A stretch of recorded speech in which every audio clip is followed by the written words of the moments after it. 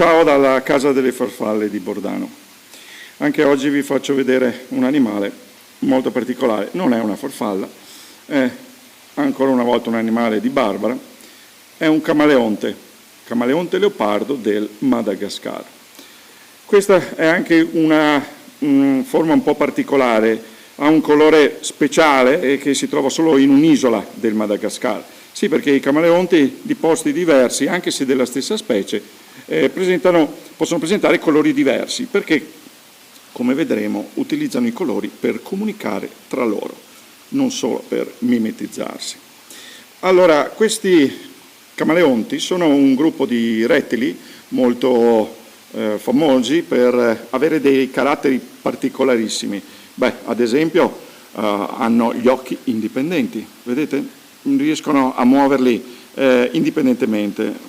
A lungo ci si è domandati, ma com'è che può un camaleonte costruirsi un'immagine nel cervello che abbia senso, visto che riprende due scene completamente diverse nello stesso momento?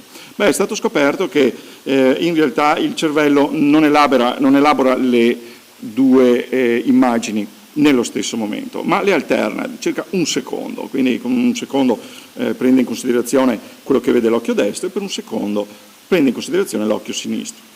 Un'altra particolarità dei camaleonti è la coda prensile, come potete vedere.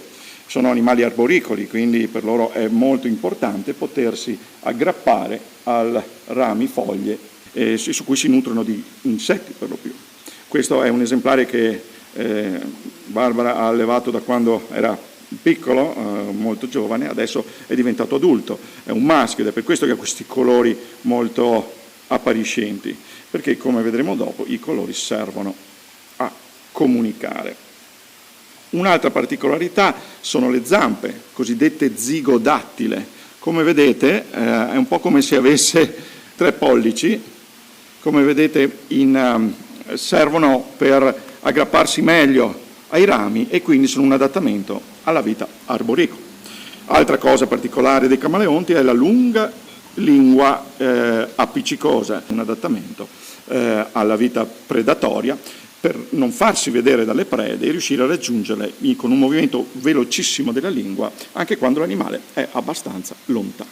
Nei maschi i colori accesi servono per lo più per comunicare tra di loro e con le femmine, quindi rappresentano un messaggio visivo non tanto per mimetizzarsi ma proprio per farsi vedere. I camaleonti possono modulare la colorazione, infatti in questo caso adesso voi vedete ha un colore molto acceso, quasi azzurro, quando sta dormendo invece ha un colore molto più neutro, meno visibile e quando va a caccia si vede ancora meno perché cerca di mimetizzarsi tra la vegetazione. Recentemente è stato scoperto che i colori nei camaleonti sono dovuti a uno strato particolare di cellule chiamate iridofori che hanno la capacità di cambiare fisicamente la luce ambientale, dare colori appunto iridescenti, e quindi colori che non sono un prodotto dei pigmenti.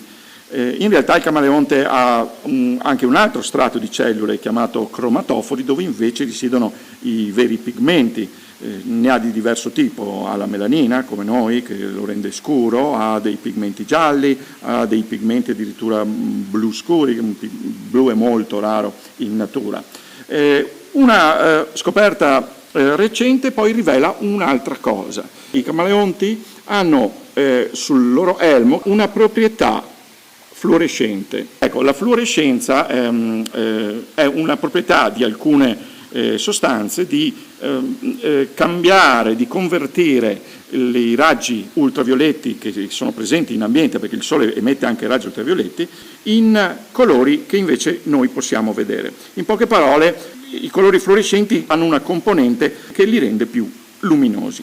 Se noi adesso andassimo in discoteca e illuminassimo questo bellissimo animale con quella luce, che non so se adesso nelle discoteche ci sono ancora, in realtà non so neanche se ci sono ancora le discoteche, vedremo appunto una fila di puntini luminosi che percorre queste creste che sono proprie del cranio di questi animali.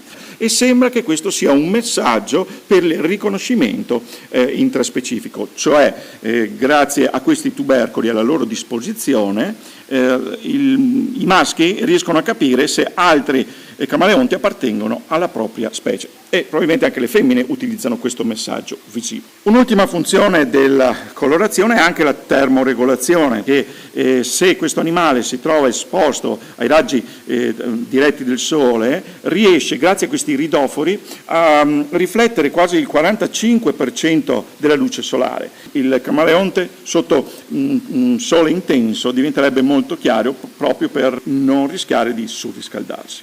Grazie per essere stati con noi, ci vediamo la prossima volta con qualche altro animale e speriamo con le farfalle molto presto.